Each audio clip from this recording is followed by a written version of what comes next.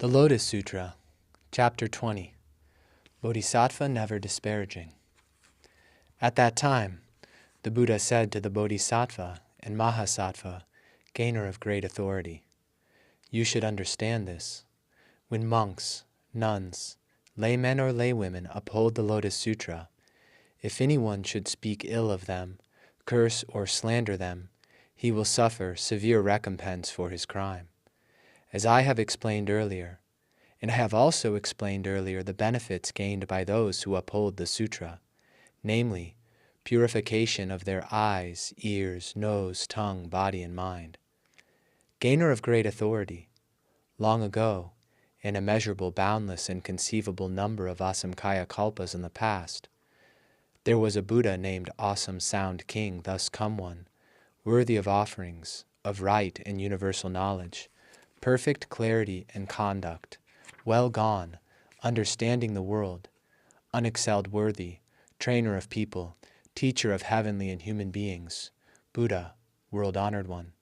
His kalpa was called empty from decay, and his land was called great achievement. This Buddha, Awesome Sound King, during the age when he lived, preached the law for heavenly and human beings and asuras. For those who were seeking to become voice-hearers, he responded by preaching the law of the Four Noble Truths, so that they could transcend birth, old age, sickness, and death, and eventually attain nirvana. For those seeking to become Pratyeka Buddhas, he responded by preaching the law of the 12-linked chain of causation.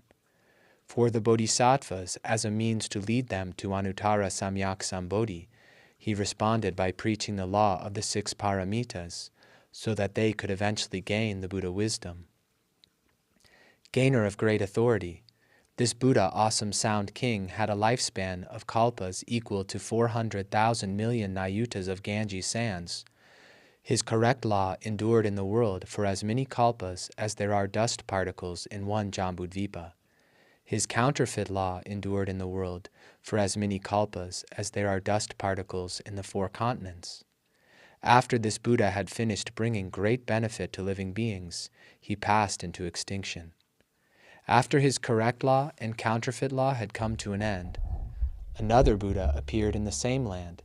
He too was named Awesome Sound King, thus come one, worthy of offerings of right and universal knowledge, perfect clarity and conduct, well gone, understanding the world, unexcelled worthy, trainer of people, teacher of heavenly and human beings, Buddha, world-honored one. This process continued until 20,000 million Buddhas had appeared, one after the other, all bearing the same name. After the original Awesome Sound King, thus come one, had passed into extinction, and after his correct law had also passed away, in the period of his counterfeit law, monks of overbearing arrogance exercised great authority and power. At this time there was a Bodhisattva monk named Never Disparaging. Now, gainer of great authority, for what reason was he named Never Disparaging? This monk, whatever persons he happened to meet, whether monks, nuns, laymen, or laywomen, would bow in obeisance to all of them and speak words of praise, saying, "I have profound reverence for you.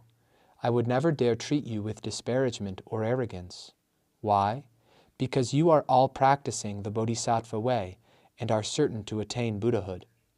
This monk did not devote his time to reading or reciting the scriptures, but simply went about bowing to people, and if he happened to see any of the 4 kinds of believers far off in the distance, he would purposely go to where they were, bow to them, and speak words of praise, saying, "I would never dare disparage you, because you are all certain to attain Buddhahood." Among the 4 kinds of believers there were those who gave way to anger, their minds lacking in purity, and they spoke ill of him and cursed him, saying, "This ignorant monk, where does he come from, presuming to declare that he does not disparage us and bestowing on us a prediction that we will attain Buddhahood? We have no use for such vain and irresponsible predictions." Many years passed in this way, during which this monk was constantly subjected to curses and abuse. He did not give way to anger, however, but each time spoke the same words. "You are certain to attain Buddhahood." When he spoke in this manner, some among the group would take sticks of wood or tiles and stones and beat and pelt him. But even as he ran away and took up his stance at a distance, he continued to call out in a loud voice, "I would never dare disparage you, for you are all certain to attain Buddhahood." And because he always spoke these words, the overbearingly arrogant monks, nuns, laymen, and laywomen gave him the name Never Disparaging.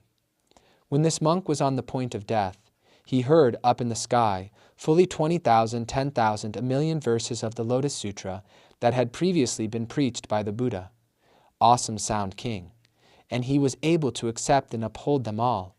Immediately he gained the kind of purity of vision and purity of the faculties of ear, nose, tongue, body, and mind that have been described above. Having gained this purity of the 6 faculties, his lifespan was increased by 210,000 million nayutas of years, and he went about widely preaching the Lotus Sutra for people.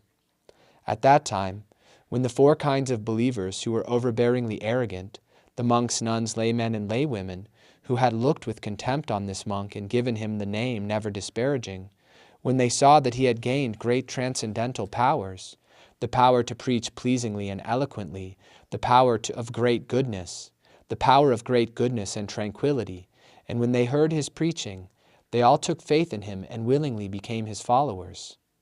This Bodhisattva converted a multitude of 1,000, 10,000, a million, causing them to abide in the state of Anuttara Samyak Sambodhi. After his life came to an end, he was able to encounter 2,000 million Buddhas, all bearing the name Sun Moon Bright.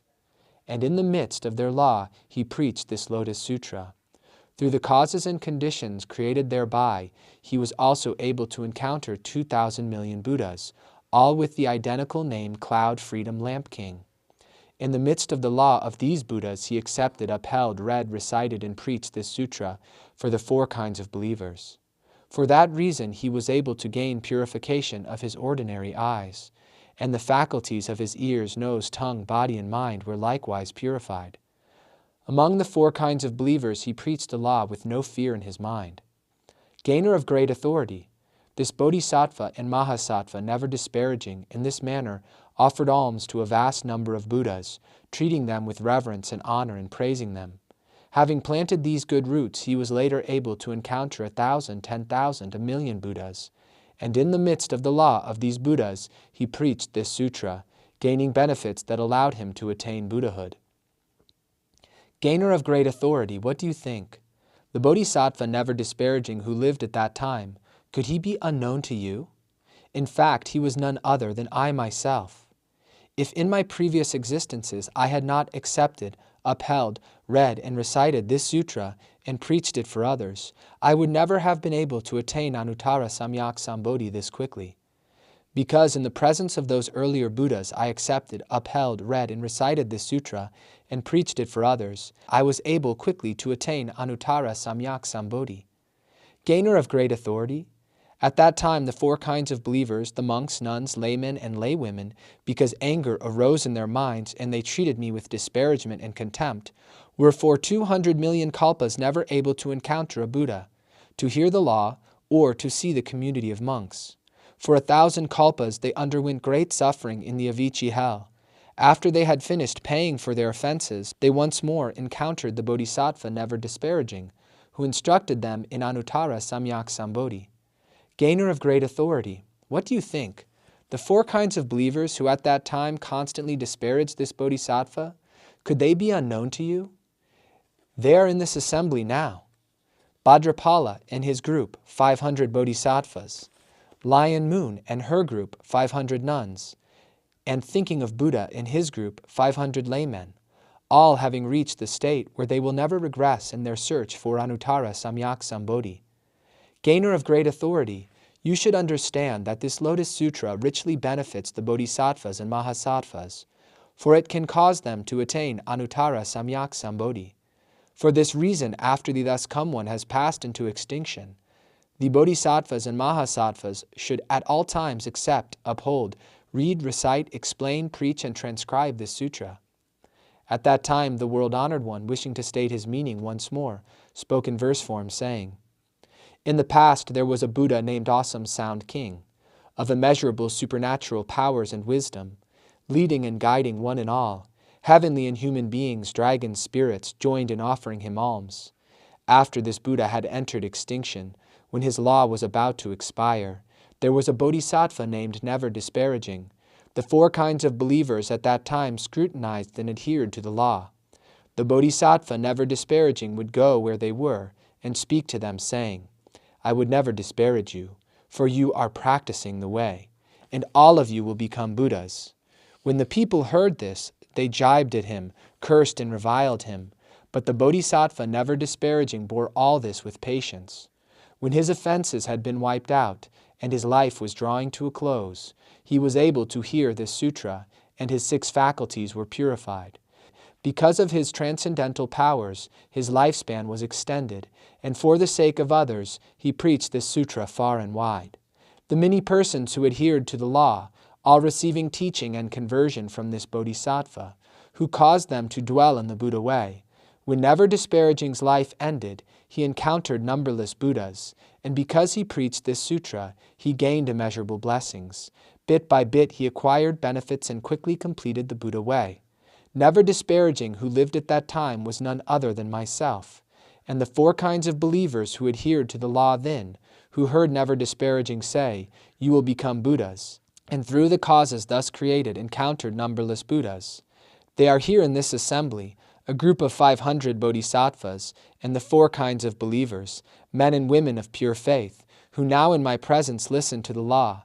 In previous existences, I encouraged these persons to listen to and accept this sutra, the foremost in the law, unfolding it, teaching people, and causing them to dwell in nirvana. So in age after age they accepted and upheld scriptures of this kind. 1,000,000, 10,000 kalpas, an inconceivable time will pass, before at last one can hear this Lotus Sutra. 1,000,000, 10,000 kalpas, an inconceivable time will pass, before the Buddhas, world-honored ones, preach this sutra. Therefore its practitioners, after the Buddha has entered extinction, when they hear a sutra like this, should entertain no doubts or perplexities, but should with a single mind preach this sutra far and wide, age after age encountering Buddhas and quickly completing the Buddha way. May all merit and virtue from this activity adorn the Buddha's Pure Lands, repaying the 4 kinds of kindness above and aiding those suffering in the paths below. May all of those who see and hear of this bring forth the resolve for enlightenment, and when this retribution body is over, be reborn together in ultimate bliss.